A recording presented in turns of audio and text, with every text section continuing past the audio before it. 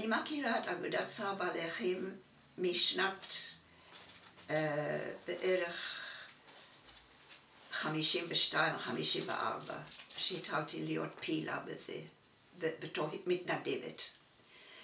והבנתי את הרקע שקדם לי, שהקים את האגודה בזמן שהאנגלים היו בישראל, והם עשו התחלה כמה שאפשר, ובסוף פנו לאנגליה, לאגודת צער בעלי חיים של אנגליה, ושלחו להם אפשרות לקנות איזה מקום, וקנו את המקום שהיה ברחוב סלמי. ושם הקימו את האגודה עד לעברה למקום החדש ברחוב הרצל.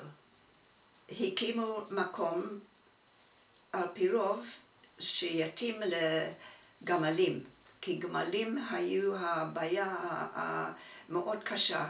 כנראה בבנייה ביפו ובהתחלת תל אביב היו סוחבים חול מהים. בסלמי בנו גם כן עורבה בשביל הרבה מאוד סוסים וחמורים שהיו מגיעים שם בזמן האנגלים. אני נכנסתי בתור מתנדבת שגרנו אז בתל אביב, ובגלל שאהבתי בעלי חיים ובחוץ לארץ היו לנו בעלי חיים, וראיתי פה שיש בעיה מאוד קשה של בעלי חיים, כלבים וחתולים משוטטים בלי בית, נדרסים, אין להם אוכל עם פיצויים. באתי פעם אחת בשבוע, קודם כל בשביל כמה שעות, אחר כך בשביל חצי יום, ואחר כך בשביל יותר מזה, והג'וב שהם נתנו לי זה לעבור מכלוב לכלוב ולהוציא קקציות מהראשים והאוזניים והצוואר של הכלבים. וכך עשיתי, זה לקח כל הזמן שהייתי שם. ובסוף, שבאים לכלוב הראשון, זה היו שוב פעם מלאים.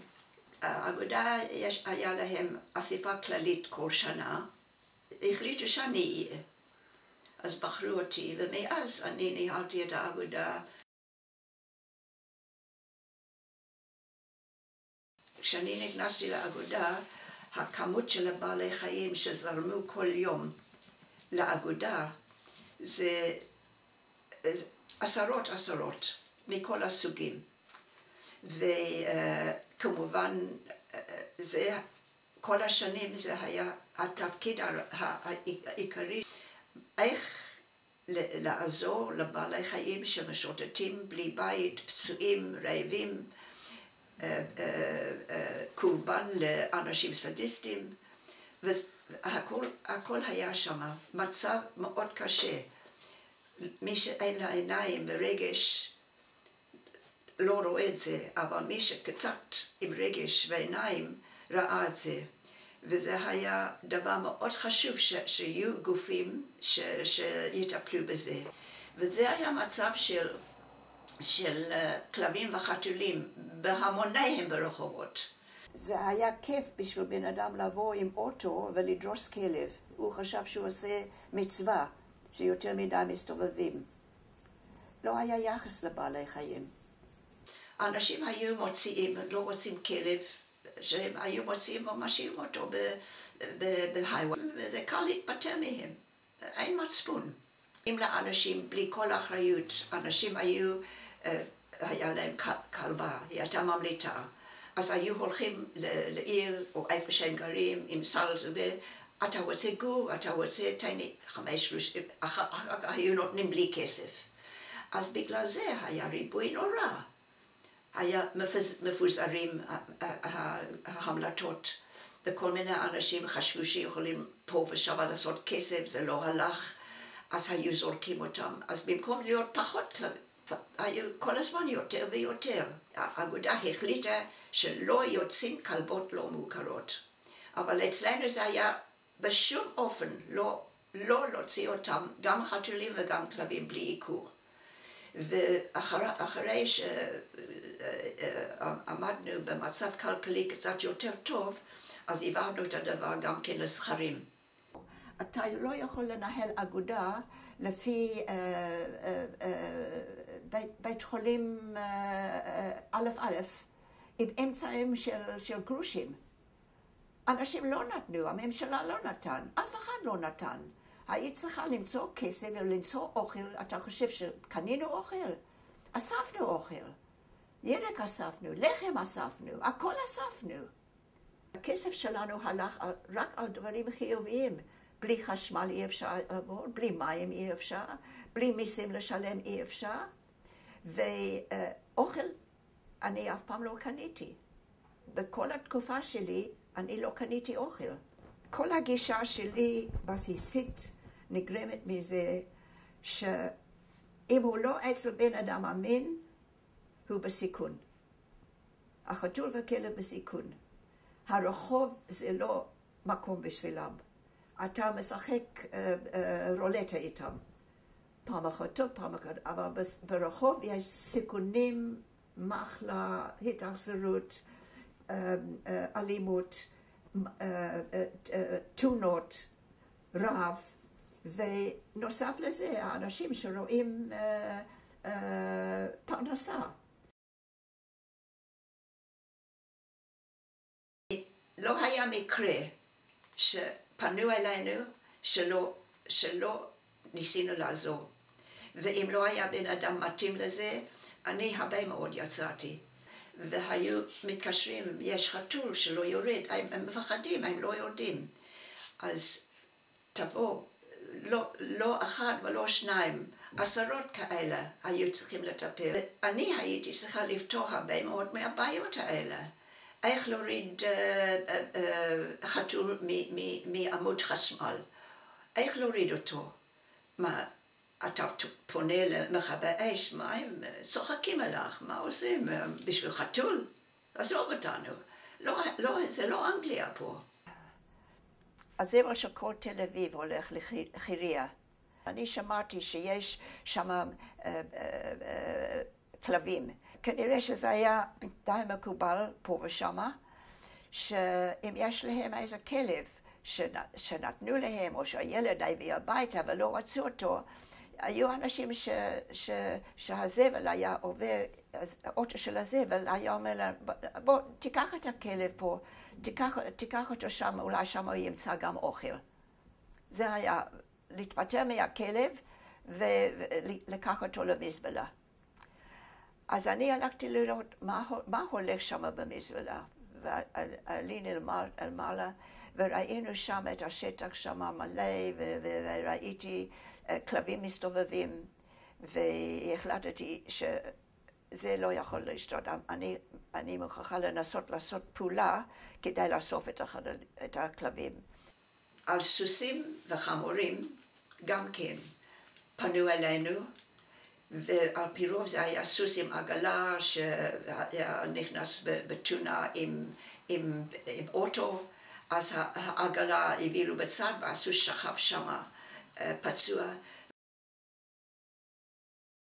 החליטו שמפנים את ימית, זה לפי הסכם עם הצד השני. מישהו מימית, מאחד התושבים אמרה, תראי, אנשים עזבו את המקום, הולכים לחסל ולפנות את כל המקום, ואנשים השאירו פה כלבים, וגם חתולים. אז רק שמענו את זה, אז החלטנו מיד לארגן מבצע. ואנחנו באנו מוקדם בבוקר, ואנחנו חזרנו לתל אביב בערב עם 37 בעלי חיים.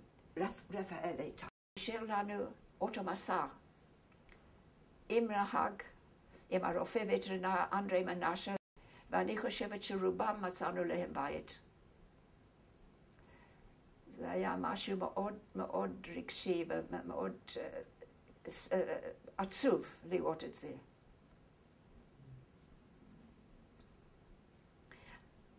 אבל טוב שיש עוד אזרחים שהם ראו שאנשים עזבו עם כל המטלטלים שלהם, ואת הכלב השאירו אחורה, לא לקחו אותו. מה הם חושבים שיהיה לכלב? ולמה לא לקחת אותו?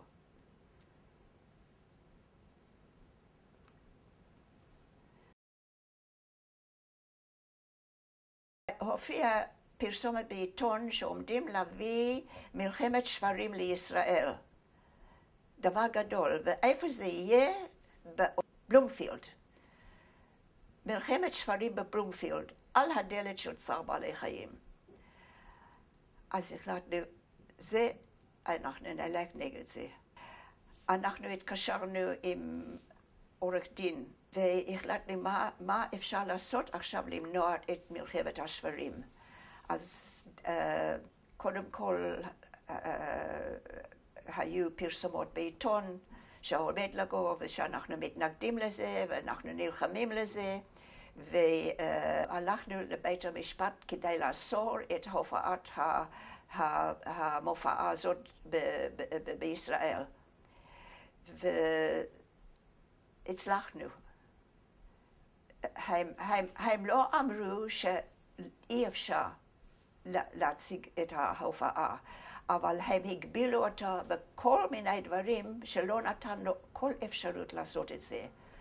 אבל מה שהיה חשוב, שאת הזוועה הזאת מנעו לעשות בישראל, ואני חושבת שלא ינסו עוד פעם לעשות את זה. הדולפינים זה מאוד קרוב גם לסלמי וגם לאיפה שאנחנו עכשיו, ברחוב הרצל. התקשרו איתנו מהעובדים בדולפינים, שכדאי לבוא לבדוק, נראה להם משהו לא בסדר. כי היו מתים כל שבוע, והיה כנראה הבעיה שהצינון של המים לא היה טוב. היה משהו במים, איזו תקלה במים. וכנראה הצינרת או משהו, כי אחרי שטיפלו בזה, תקנו את זה, זה ישתנה. כל בוטק הם החליטו להרוג אותנו, לחסל אותנו על הנושא של המתת חסד.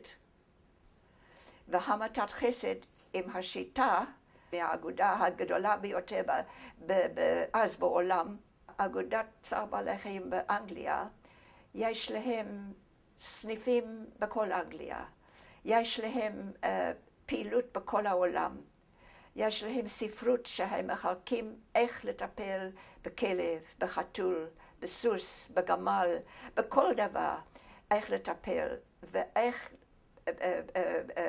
שצריכים להרדים אותם, שיטות הרדמה מקובלות והומניות, דברים כשרים מבחינתנו, לא דברים פסולים. אבל זה לא דבר שאתה מביא לקהל, זה כאילו שאתה מביא לקהל ילדים, מביא אותם לניתוח מוח או ניתוח בטן של בן אדם, שהוא יושב על השולחן ניתוחים, והרופא מנתח ואתה מביא נוער או ילדים להסתכל על זה. זה אותו דבר, זה לא שאתה מסתיר משהו, אבל אתה מודד מה בן אדם שלא מתעסק עם הנושא מסוגל לעכל. אם היו רואים איך שהורגים בבעלי חיים היום למאכל, את הפרות ואת החזירים ואת התרנגולות במיליונים, זה משהו שמזעזע, משהו איום ונורא. והריגה בשביל בן אדם, בשביל לאכול. ופה עם הבעלי חיים, זה המתה לא בשביל זה, המתה לעזור לו.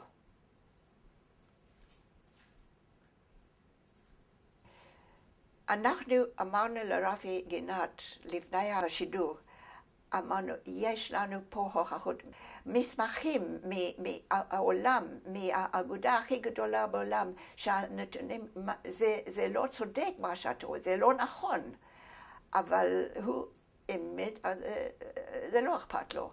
זה היה תוכנית מזעזע, עם מוזיקה מפחיד, ואני אישית סבלתי מזה. עשו לי בתור רוצחת.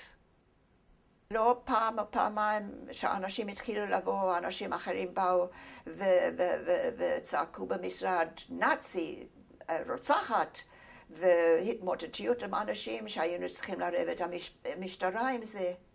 ומישהו עבר באוטו וצעק עליי, רוצחת! רוצחת, כל בוטק. זה לא נעים. כן. וללא צדק. זה ללא צדק. עשינו מסיבת עיתונאים מיד אחרי הקולבוטק. ושם אנחנו הבאנו את הרופא הראשי של אגודת צער בעלי חיים באנגליה, שהוא רופא ראשי על 50 סניפים בכל אנגליה. הוא אחראי לזה. והוא בא והסביר את הצד ההומני של האקדח הזה, שהוא בכלל, הוא לא אסתטי, אבל הוא יותר הומני מכל דבר אחר, כי הוא כמעט מיידי. למה לא להדים עם הזריקה? למה לא עם הזריקה? בתקופה של קולבוטק, בלתי אפשרי היה לקבל את החומר הזה מאנגליה. החומר היה מוזמן אצלנו בשביל הצרכים של הרופא, לא בכמויות, אבל בשבילו. זה היה מחסור. אי אפשר היה לקבל את זה מאנגליה. אני מאוד רגשנית. אני במסיבת עיתונאים לא יכולתי לדבר על האי צדק של כל הדבר. ששני אנשים שרוצים לעשות את הדבר הכי הומני שיש, אז נותנים להם על הראש שהם אכזריים. מיד אחרי הסרט. אנחנו התקשרנו עם משרד עורכי דין זיכרוני, וזה לקח 8 שנים עד שזה הגיע לסיכום השופט. הוא קבע שהם טעו. הכל היה לא נכון. היה שנה מאוד קשה לנו, אבל התגברנו. כי הסיבה שאנחנו שם לא השתנתה. הסיבה לעבודה שאנחנו מתעסקים בו, זה לא משתנה. הוא עקבי, כל הזמן שם, צריכים פתרון לזה.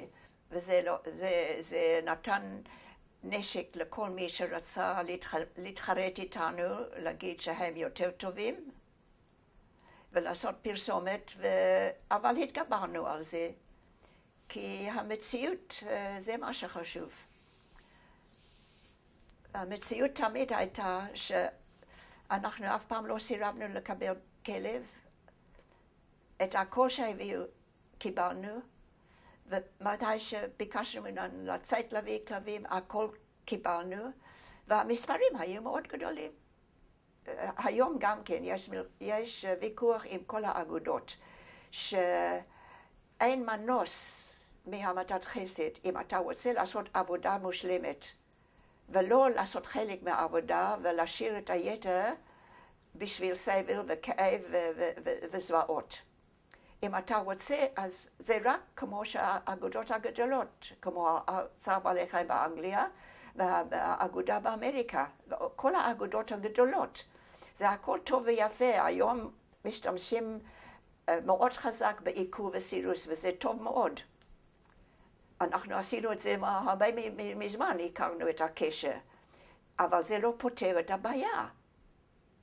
זה עוזר, אבל זה לא פותר.